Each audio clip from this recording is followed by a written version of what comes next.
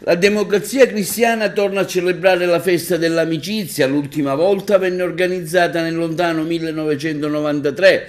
A 30 anni di distanza il popolo democristiano si ritroverà tutto insieme per una 3 giorni che verrà organizzata a Ribera, il comune dell'onorevole Paci.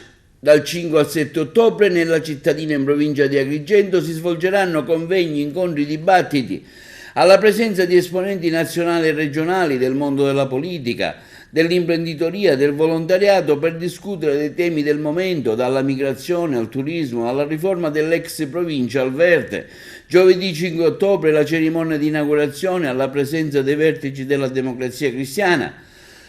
Dopo l'inno, che è una rivisitazione della canzone Todo cambia dell'artista argentina Mercedes Sosa, è stato svelato il logo della festa, una stretta di mano con i colori blu e rosso. Abbiamo ritenuto doveroso ripristinare la festa dell'amicizia perché rappresenta un momento di aggregazione e di riflessione per la Democrazia Cristiana, ha dichiarato il segretario nazionale Totò Cuffaro. Durante la 3 giorni si alterneranno illustri esponenti della società con i quali confrontarci ed esporre le nostre idee. La piazza Giovanni XXIII a Ribera verrà trasformata in un piccolo villaggio della DC, verrà allestito un palco che ospiterà alcuni dibattiti e ogni sera spettacoli musicali, previsti anche degli stand all'interno dei quali i visitatori potranno apprezzare le eccellenze siciliane e lo street food.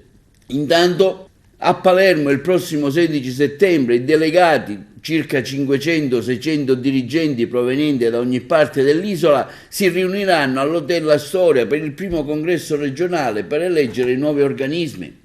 Facciamo valere le cose che contano è lo slogan dell'Assise. Per la segreteria si profila l'elezione di un segretario politico, di un responsabile organizzativo che sarà in stretto contatto con i territori, entrambi fedelissimi del governatore siciliano Cuffaro. Dall'organigramma dovrebbe far parte una figura di peso, oltre a quella del presidente del partito. Successivamente sarà indicato anche il direttivo con la definizione dei vari dipartimenti, ognuno dei quali affidato un dirigente da sottoporre all'Assemblea per la ratifica.